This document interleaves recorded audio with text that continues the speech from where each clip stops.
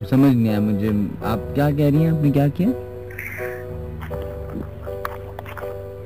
वो मैं रात का टाइम था जी। मैं बैठी हुई थी बीच में, दरवाजे के बीच में। सही। तो मुझे पता नहीं था, मैं ऐसी बैठी हुई थी। तो क्या हुआ, एकदम से किसी ने थप्पड़ मारा। सही। तो मैं डर गई। तो और कहा यहाँ से लिटरली हट जाओ। आपको थप्पड़ पड़ा था? बहुत जोर का।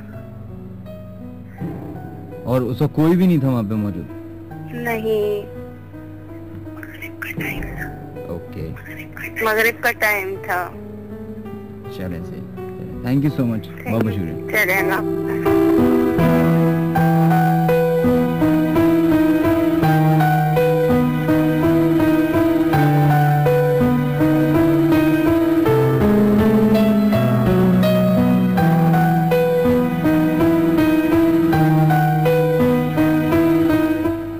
चलिए जनाब, बढ़ते हैं अपने नेक्स्ट कॉलर की तरफ। देखते हैं लाइन पे कौन है मौजूद। हेलो। हेलो। अस्सलाम वालेकुम। वालेकुम सलाम। जी, कौन है? नंबर लग गया। मैं अपना मरीम बात कर रही हूँ लारकाना से ना। अभी हम शिफ्ट हुए हैं यहाँ पे कराची में। जी मरीम बोलिए। हेलो। ये मैंने अभी प्रोग्राम सुना आपका ना, तो मुझे अपनी एक बात याद आ गई जो मेरे साथ हादसा हुआ था। बताइए। एक तो बैलेंस कम है मेरे पास। तो आप जल्दी जल्दी बता दीजिए। जल्दी जल्दी बहुत लंबी है कहानी, लंबी लंबी छाट कर बता रही हूँ। Thank you so much. वो ये है कि मैं शादीशुदा हूँ। तो जब पहला बच्चा मुझे हुआ था, प्रेग्नेंट हुई थी, तो हमारे यहाँ ये रिवाज है कि जो माँ होती है तो वो लेके आते हैं। पहली डिलीवरी जो है वो वहीं पे होती है। सही। तो जब टाइमिंग पूरी हो गई थी तो मैं अम्मी के घर में थी तकलीफ के दौरान। तो इससे पहले क्या हुआ था कि अजीब सी जब मैं सोती थी रात के टाइम में, तो खतरनाक किस्म की चीखों की आवाज आती थी। जब मैं सोने लगती थी तो मेरे कान में जैसे कोई चीखें कर रहा है। मतलब इतनी तकलीफ में है कि वो समझ के बाहर होती थी। एकदम से फिर मैं चौंक जाती थी। मैंने कहा या अल्लाह, ये कौन है, क्या हुआ, क्या मसला हुआ। तो एक दफा ऐसा हुआ कि जैसे मैं सोई हुई थी, अचानक बाथरूम से एक ऐसी खतरनाक आवाज आई कि जैसे कोई तकलीफ में हो, इतनी तकलीफ हो उसको कि उसको कुछ हुआ है। तो मैं एकदम से उठी। मैंने अपने शौहर को उठाया कि उठो, बाथरूम में देखो क्या हुआ है, कोई गिर गया है, कोई मसला हुआ है, खतरनाक किस्म की आवाज आई है मुझे। उन्होंने कहा तुम्हारा वहम है, सो जाओ। मैंने कहा मेरा वहम नहीं है, कुछ हुआ है। 3-4 दिनों से मेरे कानों में अजीब किस्म की आवाजें आ रही है। तो मैंने खुद उसको जगा के उसको बिठा के मैंने कहा आप यहाँ बैठो, मैं बाथरूम में जा रही हूँ। अब मैं कल में पढ़ते मैं अंदर जैसे ही देखा वहाँ पे कुछ नहीं था। फिर मुझे थोड़ी सी रिलैक्सेशन मिल गई। मैंने कहा खुदा खैर कर, पता नहीं क्या होगा। फिर अगले दिन ऐसा हुआ कि तकलीफ ज्यादा बढ़ गई तो तुरंत जो है वो छिलका नहीं होता उसका, प्याज का, वो मेरे पैरों के आगे घूम रहा है। मेरी समझ से बाहर था। मैंने कहा ये क्या चीज है। फिर मैं डर गई थोड़ा सा। वहम के गाँव में तो अक्सर ऐसा मसले होते रहते हैं। छिलके के घूमने से आप डर गई? नहीं ना, प्याज की जो छिलका होता है ना, वो गोल गोल घूम रहा था। वो भी कमरे में। कमरे में जो दरवाजा था जहाँ पे मैं अंदर आ रही थी जा रही थी, उसी जगह पे। हाँ, ये फिर मैं कलमे पढ़ना शुरू किया। मैंने कहा उसके छिलके घूमने पे आपने कलमे पढ़ना शुरू कर दिया? तो सुनो तो सही। एक तो मेरे साथ कंडीशन पहले से ऐसी हो रही थी, आवाजें अजीब तरह की, पता नहीं कुछ दिखाई देता था। मैंने कहा शायद मेरा दिमाग खराब है या शायद कोई बीमारी की वजह से या कोई कुछ मसला है या नफसियाती कोई चक्कर है। हर चीज को इग्नोर करती रही। उसके बाद जो है वो सारी रात तो मुझे तकलीफ हुई, इतनी हुई कि फिर मैं ऐसे समझूंगी आज मैं मौत के मुंह से तो मैं बच के निकल आई। जिस तरह से उसकी चीखें थी, जिस तरह उसकी आवाजें थी, वो मतलब मेरे ऊपर वो मुसीबत आ गई। उसके बाद जो वो बच्चा था वो एक्सपायर हो गया। फिर वहाँ अम्मी के यहाँ में थी तो रोज डेली अजीब वो गरीब किस्म की आवाजें, कोई जैसे अलमारी को जोर से खोल रहा है, ऐसे लग रहा है जैसे चोर आ गए हैं अंदर घुस के वो कुछ कर रहे हैं। फिर कभी देखूं कि कोई औरत इस तरफ जा रही है, कभी देखूं सीढ़ियों पे कोई जा रहा है। फिर अजीब सी वो हालत थी मेरे साथ, मैं किसी के साथ शेयर नहीं कर सकती थी। सब मुझे कहते थे कि नहीं ऐसा होता है, ऐसा होता है, जब डिलीवरी हो जाती है ये होता है वो होता है। फिर अजीब अजीब ख्यालात, अजीब अजीब ख्वाब आने लगे। फिर ऐसा हुआ कि मतलब अचानक जैसे मैं सोई हुई थी वो ही आवाज मेरे कान में इतनी जोर से आई कि तकरीबन 3 दिन पूरे मुझे मतलब बुखार में पड़ी रही। इतना बुखार कि इंतहा दर्जे का। मैं 105 डिग्री शायद बुखार था, जो इस तरह कोई 106 डिग्री वो। अरे लाइन ड्रॉप हो गया बिलीव। हम से सॉरी। ये कह रही थी कि इनका क्रेडिट कम था इनके पास, तो बहुत लंबी कहानी थी वाकया एक्चुअली। वेल 2:26 हो चुके हैं लेडीज एंड जेंटलमैन।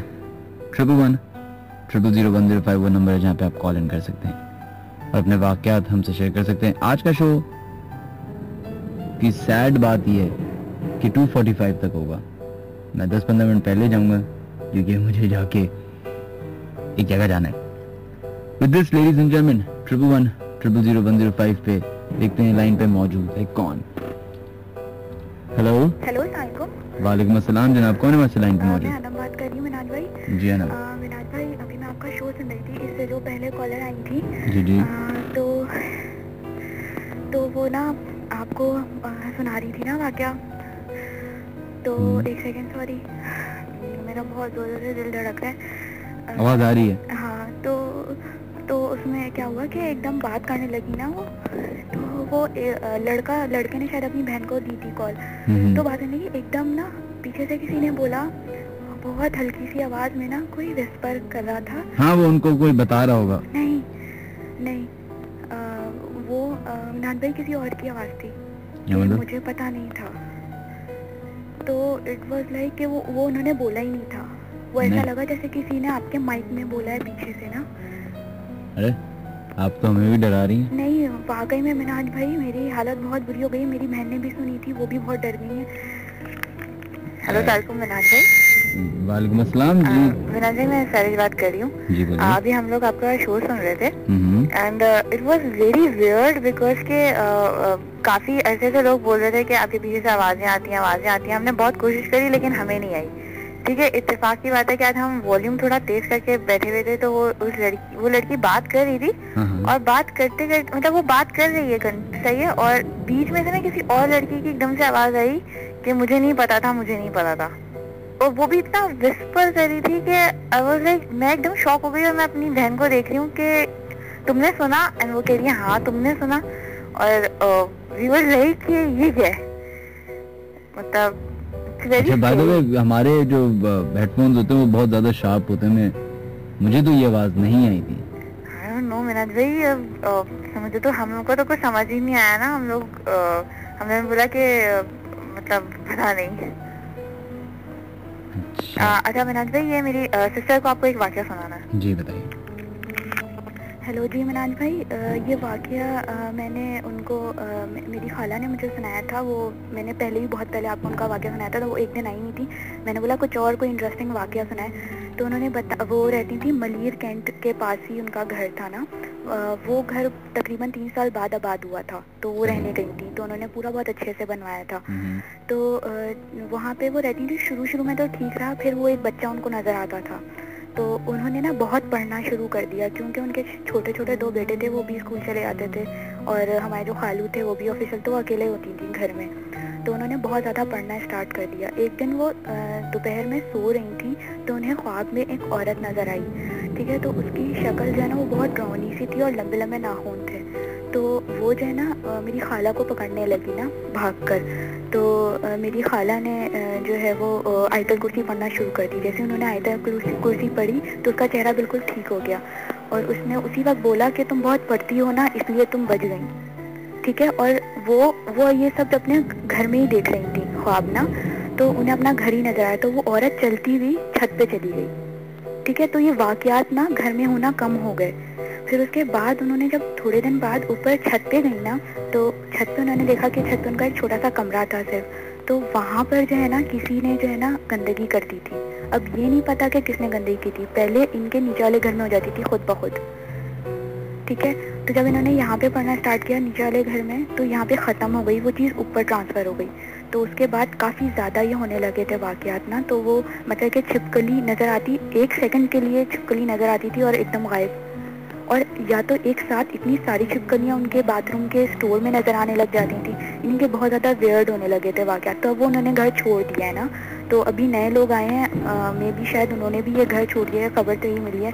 तो उनके जो बराबर वाले पड़ोसी थे तो वो भी यही बताते हैं कि हमने छत पे किसी बच्चे को चलते हुए देखा जब आप जा चुके थे उसके बाद। और ये घर है किधर? ये मलीर कैंट की साइड पर है। Malir Cantt, Malir halt, Malir Cantt जहाँ स्टार्ट होता है ना मिनहाज भाई, जी। उससे पहले है उनका घर मलीर कैंट। वो तो मॉडल कॉलोनी आता है। हाँ मॉडल कॉलोनी, जी जी जी। अच्छा चलें, बहुत बहुत शुक्रिया, थैंक यू जी। और एक और बात मनाए भाई, अभी ये जिस घर में रह रही है ना, असल में उनके साथ ये ऐसे वाकयात हो चुके हैं, तो वो ना काफ़ी ज़्यादा इससे मतलब कहते हैं ना उन्हें दिखने लग जाते हैं। तो वो एक दिन क्या हुआ, अपने घर में लेटी हुई थी, अभी जो फ्लैट है इनका जौहर में रहती है वो, तो वो लेटी हुई थी। तो गैलरी वाला उनका कमरा है ना, तो उन्हें ऐसा लगा जैसे कोई चलते हुए गया है, उनके कमरे से गया है, ठीक है। और गैलरी से कोई बाहर निकला है, और जो गैलरी में ताला लगा होता है ना, जैसे किसी ने बहुत ज़ोर से झटका मारा है, तो ताला इतनी ज़ोर से टकराया जैसे मनान पे कोई खोलने की कोशिश करता है ना खिड़की, तो ताले में से जैसे आदत की खट करके, तो उन्होंने बोला कि बाकायदा मुझे ऐसा लगा कि कोई चलते हुए गया है। हालांकि हमारे जो खालू थे वो तो दूसरे कमरे में सो रहे थे, तो यहाँ पे नमाज पढ़ के लेटी थी, तो बिल्कुल कहने की एक लंबे से कद का आदमी था, वो गया और खट से आवाज़ आई है। तो वो यही बोल रही थी कि इस टाइम जो है फजर के वक्त गुजर होता है लोगों का ना, तो मे भी वो शायद वो इधर से गुजर हुआ। तो हमने बोला आपको डर नहीं लगता? उन्होंने बोला मुझे तो अब आदत हो गई है इन सब वाकयात की ना। तो बस ये बताना था मैंने भैया आपको, और बस अब अपना बहुत ख्याल रखें, मुझे तो बहुत डर लग रहा है। चलो बहुत शुक्रिया। चलो ठीक है, शुक्रिया, अल्लाह हाफ़िज़। अल्लाह हाफ़िज़। Folks, it's 2:34. This is Hot FM 105. आखिरी 10-12 मिनट बचे हैं हमारे प्रोग्राम को ख़त्म होने में आज, और बढ़ते हैं अपने नेक्स्ट कॉलर्स की तरफ। उसके बाद फेसबुक और 1313 पे जो लोग अपने SMS भेज रहे हैं उनकी तरफ बढ़ेंगे।